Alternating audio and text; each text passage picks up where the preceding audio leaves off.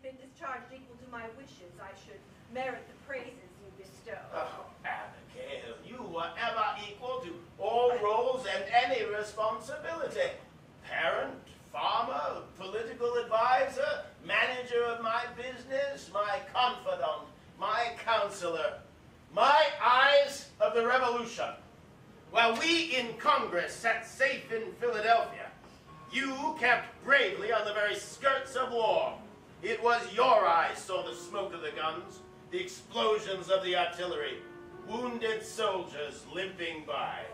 Everything of that kind you learned by a more accurate hand than mine.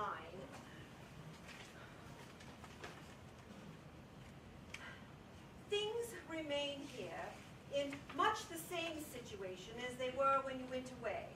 There's been no descent upon the seacoast, yet nobody is admitted into Boston town yet. There is in this Continental Congress a collection of the greatest men upon the continent in point of abilities, virtues, and fortunes. The magnanimity and public spirit which I see here makes me blush for the sordid venal herd which I have seen in my own province. I view the town now with much the same sensations as I should the body of a departed friend, only put off its present glory for to rise finally to a more happy state. I will not despair, but will believe that our cause being right, we shall finally prevail. The maxim here is, in time of peace, prepare for war. If this may be called a time of peace. The business of the Congress is tedious beyond expression. Every man in this assembly is an orator, a critic, a statesman, and therefore every man upon every question must show his oratory, his criticism, and his political abilities. The consequence of this is that business is drawn and spun out to an immeasurable length. I believe that if it were moved and seconded that we should come to a resolution that 3 and 2 make 5, we should be entertained with logic and rhetoric, law, history, politics, and mathematics for 2 whole days. And then we should pass the resolution unanimously in the affirmative. The British soldiers are making all sorts of warlike preparations, such as mounting cannon upon Beacon Hill, digging entrenchments upon the neck, placing cannon there, encamping a regiment, throwing up breastworks, etc. The people are much alarmed. The Congress advises that our people must be peaceable. Let them drill every day in the week if they will, the more the better. Let them furnish themselves with artillery, arms, and ammunition. Let them follow the maxim which you say they have adopted, but let them avoid war if possible. If possible, I say. Great commotions have arisen in the consequence of the discovery of a Tory plot to seize the province's stock of gunpowder. About 8 o'clock, there marched by about 200 men and marched down to the powder house from whence they took the powder and carried it into the next parish and there secreted it. I opened the window upon their return. They passed by without a noise, not a word among them, until coming against this house, some of them perceiving me, asked me if I wanted any powder. I replied, not since it's in so good hands. The reason they gave for taking it was that we have so many Tories here, they dare not trust us with it. Reconciliation if practicable, and peace if attainable, you very well know, would be as agreeable to my inclinations and as advantageous to my interests as to any man's. But I see no prospect, no probability, no possibility. The Tories have taken a list of all those who they suppose were concerned in watching the tea, as well as every other person whom they call obnoxious. It is rumored that they are listing the delegates and marking those who will be offered a chance of pardon.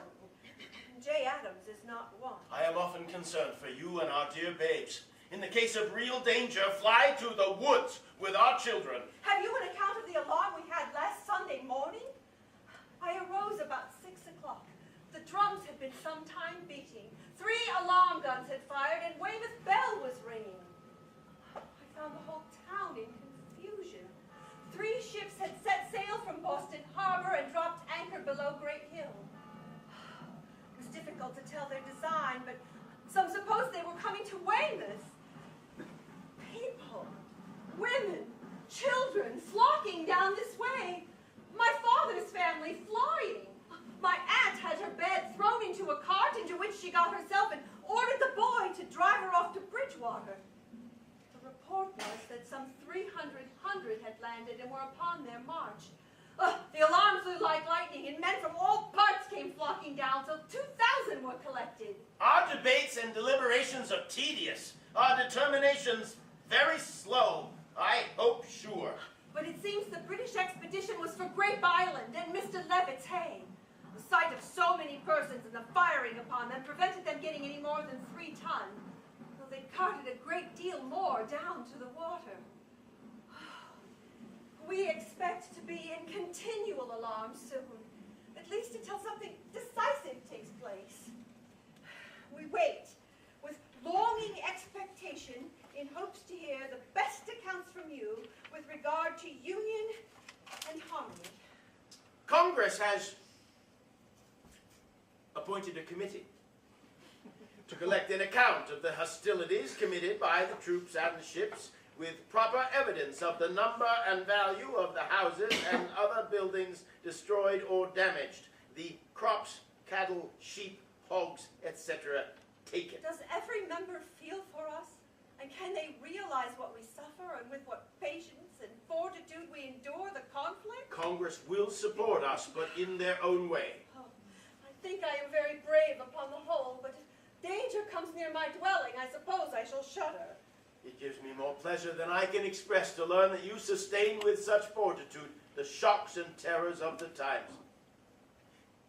The military spirit which runs through the continent is truly amazing. This city turns out 2,000 men every day.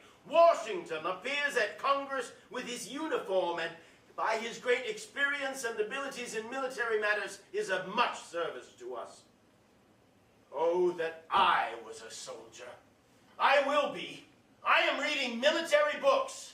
Everybody must and will and shall be a soldier.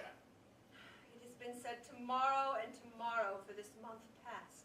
But when the dreadful tomorrow will be, I know not.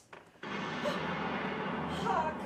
The house this instant shakes with the roar of cannon. I went to bed after 12, but got no rest. The cannon continued firing, and my heart beat pace with them all night long. But what tomorrow will bring forth, God only knows.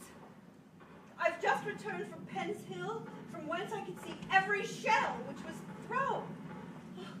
It is now an incessant roar. Oh, the fatal thoughts which are connected with the sound. How many of our dear countrymen must fall? We have received a confused account from Boston of a dreadful catastrophe. The day, perhaps the decisive day is come, upon which the fate of America depends. I have just learned that our dear friend, Dr. Warren, is no more, but fell gloriously fighting for his country, saying better to die honorably on the field than to ignominiously hang upon the gallows. Great is our loss. The battle began upon our entrenchments upon Bunker's Hill about 3 o'clock Saturday morning. It has not ceased yet, and 'tis now 3 o'clock Sabbath afternoon. How many have fallen? We know not. The constant roar of the cannon is so distressing we cannot eat, sleep, or drink. Almighty God, cover the heads of our countrymen and be a shield to our dearest friends. The town of Boston, for aught I can see, must suffer martyrdom. And our principal consolation is that it dies in a noble cause. When the horrid news was brought here of the bombardment, we saw proofs both of the sympathy and resolution of the continent. War, war, war was the cry, and it was pronounced in a tone that would have done honor to the oratory of a Roman. You should have heard the thunder of an American Congress. But in the midst of our sorrow, we have abundant cause for happiness, that so few of our brethren are numbered among the slain, whilst our enemies were cut down like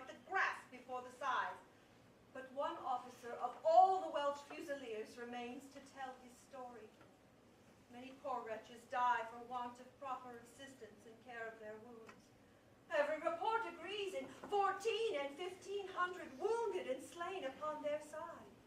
Nor can I learn that they dissemble the numbers themselves. But we had some heroes that day who fought with amazing intrepidity and courage. Our men had but 100 foot entrenched. The number engaged did not exceed 800, and they had not half ammunition enough, the reinforcements unable to get to them. The tide was up and high, so the British floating batteries came upon each side of the causeway, keeping up a continual fire. Added to that, the fire from Fort Hill and the town in flames all around them, the heat from the flames so intense as to scarcely be borne, and the day, the hottest we have had this season, and the wind blowing the smoke in their faces. Only figure to yourself all of these circumstances, and then consider, we do not count 60 men lost. My heart overflows at the recollection. The account you give me of the numbers slain on the side of our enemies is affecting to humanity. Although it is glorious proof of the bravery of our worthy countrymen, considering all the disadvantages under which they fought, they really exhibited prodigies of valor. Our house has been upon this alarm in the same scene of confusion as it was upon the first. Soldiers coming in for lodging, for supper, for drink. I've melted down the household pewter for musket balls. Sometimes refugees from Boston, tired and fatigued, come seeking an asylum for a day, a night, a week. You can hardly imagine how we live. It seems to be the intention of heaven that we should be taught the full value of our liberty by the dearness of the purchase. But I would not have you be distressed about me. Danger, they say, makes people valiant. Hitherto I have been distressed, but not sore dismayed. I have felt for my country and her sons. I have bled with them and for them. A consolation must be this, my dear, that cities may be rebuilt and a people reduced to poverty may acquire fresh property. But a constitution of government, once changed from freedom, cannot be restored.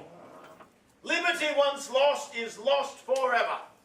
And if the people once surrender their share in the legislature and their right of defending upon the limitations of government, they can never regain it. The great anxiety I feel for my country, for you and our family, appears on all sides. What course you can or will take is all wrapped in the bosom of futurity.